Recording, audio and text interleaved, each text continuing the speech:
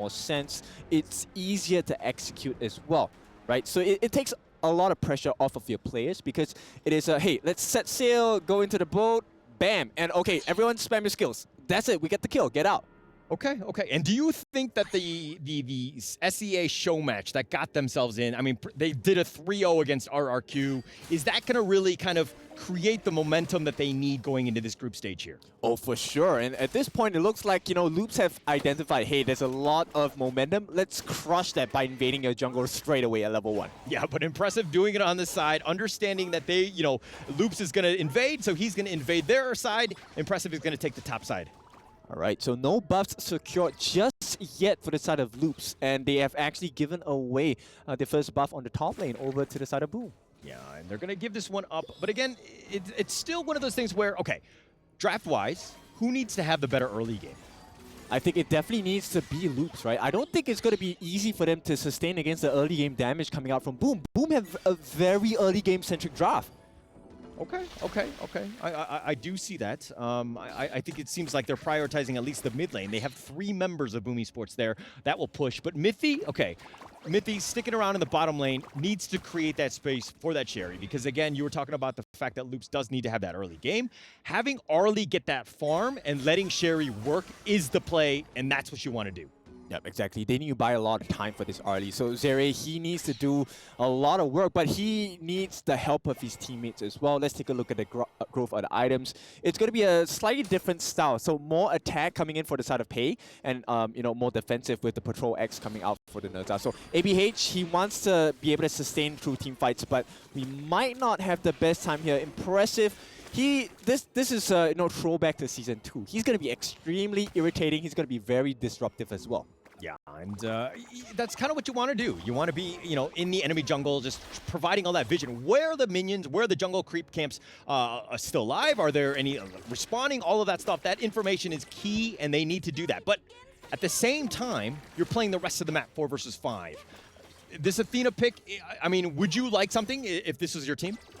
I would appreciate the vision that the Athena gives, but I would appreciate more kills coming in. So Impressive, to make this draft work for them, he needs to be able to get some kills besides just taking away camps. And every camp that he does not manage to steal is actually a deficit to the side of Boom Esports. Look at it, Impressive, just being harassed. I mean, this is the way you want to do it. I know it seems silly, but you're, again, providing vision. But Toshi somehow alive, and it looks like Sherry's going to go down. What do you think about that? It's a huge deficit now for the side of Loops, right? So Boom Esports, this is the growth that they're looking for, and Impressive, once again, it's all about that information. He's giving vision. He will give his life for the cause at this point, and he is going to commit.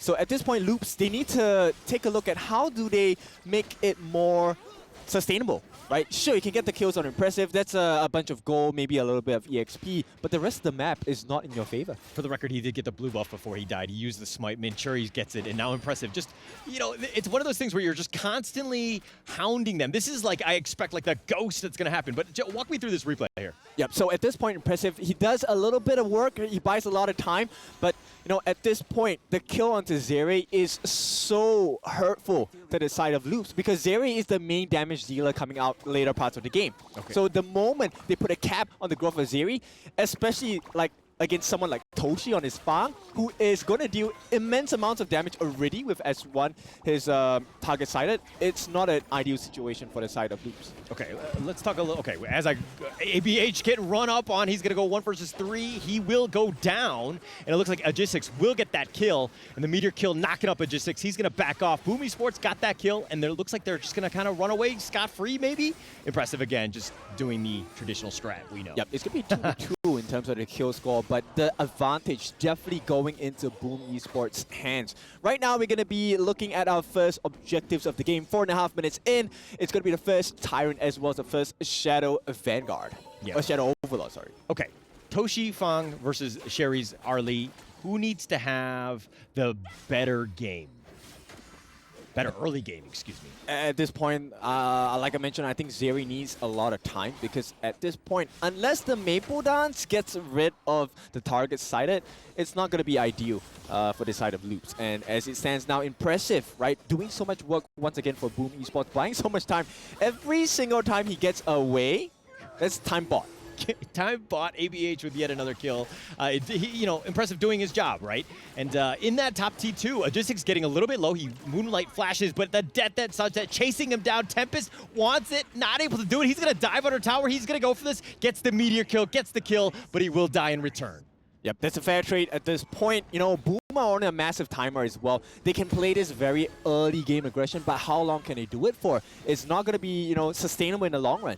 Yeah, not sustainable. And, okay, we're going in this one 5 versus 3. He's going to set sail. Maybe he gets the pick off. No, he's just going to move around, get to relocate, so to speak. Sherry does get the tower bottom. That's a pretty big spike for him. And again, we're seeing Sherry just kind of getting that farm. You were talking about how he needs to have that better game. He's already kind of in the lead. I mean, Loops is doing a good job. Yep, okay, so Doomsday, great. That's the first item that's necessary for the side of Arlie, right? But at this point, you have to bear in mind that Toshi gets the Meteor as well. He's going to have a lot of armor penetration. So he's going to add on to that burst potential. Right now, impressive 1v3. He does not care. This is what he needs to do. Yeah, it dies yet again. ABH is like, oh my gosh, this is like the cockroach that does not die. It's constantly coming back, haunting my dreams. Just let me cook in the kitchen, man. Yep, exactly. They're going to take the insect repellent at this point, but it's not really working too much because he is in their faces. So right now, Boom Esports, they have a lot of information. They know that there's the jungler in the blue buff. They also know that the lane, Tempest, is now busy. So this 2-on-1 is a potential kill. Yeah, 2-on-1 continuing on. But now in the top lane, Mithy making a play. We haven't seen too many roaming, rotations, so to speak. But Mithy going up in that one, and it looks like Sherry will take the top lane as well. But the portal in the bottom lane, Tempest gets the meteor kill onto Miggy, who flashes away. He tries to go for this one. He's going to continue to fight, realizing he's in a bad spot, and it looks like he will eventually fall, and Tempest will get credit for that. Yep, that was a big play by the side of Loops. They actually made the target side of go to waste on the side of Toshi, and that's why they won the fight, right? Because there's no additional damage offered by the Fang. At this point, like I said, the timer is ticking, and Loops, they are getting in strides really, really soon. Yeah, and impressive, again, just being scurried away. Sherry and Mithy they want to farm in peace. Impressive not letting them. But again, the top T1 has been taken out, so you do have a little bit of space by Boom Esports. And again, it's just a matter of just dragging them away. Yes, you're bait, but it's continuing on with the strategy, and you know where they are. But here's a set sail. They do connect, and Mithy, he's going to take this one to the face. He's got the wave breaker. He does have that shield, and it looks like ABH, though, is going to chase this one. They're solo, and AJ6 just goes down. Miggy's going to be down as well, and ABH on a killing spree. Skyfall with the binds and the fire tip spears, they are burning them alive. The time is up. Loops have hit their power spike, and this is a big shift in momentum. Yeah, and impressive was a ghost form, so to speak. He saw all of it, not really much he could do. He's just watching it, seeing the people that are still alive. And again, it's very a difficult situation because he wants to fight, he wants to help, but he couldn't do much. And Boom Esports right now really got hit hard. I mean, this 10-3 lead that Loops has, they're definitely in the driver's seat here. Oh, for sure. And, the marker for this is actually when Mithy survives, right? With the wave breaker, with the heals as well, he was able to sustain through the fight. So he gets the heals onto the team, allows them to build so much space for Zeri to really just go crazy into the backlines as well. And with Vanessa, ABH, that was perfect timing on the Skyfall. And, of course, with the bind, he's able to chase down multiple targets every now and then. And with the fire tip spear, with the burning damage, true damage, in fact, here comes the truth. Loops looking to take these BO1. Yeah, that was actually the timing. I mean, you mentioned it. I mean, it could not have been better, right? The fight was about to happen. It was 2 versus 2, and then all of a sudden, ABH coming out of left field, ensuring that they do secure those kills. But it looks like they've gotten impressive. No, yeah, they do. Sherry will get credit for this one, and now they're going to back off. And again, impressive on the bottom side. ABH diving deep. Does need to be a little bit careful, though. He was kind of on the wrong side of that one. Yep, almost. Here comes the backup. Oh, and Tempest wants to go for this one. They got Miggy, and they're going to look to continue on. The Death at Sunset. He chases Tempest, goes down, gets the meteor kill onto Logistics. Does kill him as well. And again, all they can do is watch. Celestial Melody. That's what you want to hear if you're a fan of Loops Esports here. They take away the kills. They take away the structures as well. Impressive can only stand by and watch. Loops are in the lead. Yeah, definitely in the lead here. Definitely feeling it. Making nice rotations, getting good group good team fights, and that's kind of what you want. Impressive has been scouted out, but he's been killed going into the team fight. So, Boomy Sports really can't take any of these big team fights 4 versus 5, but here's the replay. Yep, that jump in from the back Tempest did so much work. This is what we're talking about. They want to split the fight, right? So nobody's actually able to defend the important members. Toshi here already falling behind level 11. He does not have the same kind of itemizations as Zeri. Zeri is 2 levels ahead of him. And right after this play, Zeri rewarded himself with the Eternity Blade as well. So that's a lot of critical damage coming in. A lot of damage. And just the potential for outplay is so high. Again, I think in the draft I was talking about the fact that a lane has that Death at Sunset, but if you have 2 Death at Sunset with Celestial Melody, you have your get out of jail free card, and that's kind of what they're able to do. But now this Overlord gets in for this one. Kank going in. Tempest wants this one. The set sail, and he's trying to go in. The Starfall on the backside. ABH is going to go, and they want to go for this one. The Death at Sunset, the Meteor kill on top of it, and Logistics is down. Yep, okay, so it's not an ideal situation coming in from the side of Boom Esports, but take a look at what Impressive is doing. He's trying his best to cut the waves, making sure he can get a tier 3 on the bottom. That's a good play at this point, but is it good enough? Because Loops, they are having a pretty sizable lead at this point. Tough situation, right? They have the numbers advantages. 6 is down for another 13 seconds, and LPS knocking on the door of the T3 here. They're going to back off, just kind of regroup here, but Impressive down again. Yep, they knocked on the door, but Impressive opened their door. It is a tier 3 taken, and Impressive, let me say, that was impressive. Okay, all right. No, they definitely need that. They need some sort of space, and Loops need to be careful. The back door is open, so to speak. They can go for the base race, potentially, and we have seen that even in the grand finals, but it looks like the Overlord here, Impressive scouting this one out. This might be a huge one, as here comes the set sail, does connect. They do have the Ocean of Tears knocking them up as well, and it looks like Dragon is going to be the first to fall on this one. They're focusing it down. Logistics is going to be killed. ABH will get the double kill. They've gotten Toshi on top of this, and Loops with 3 members down, or 3 kills.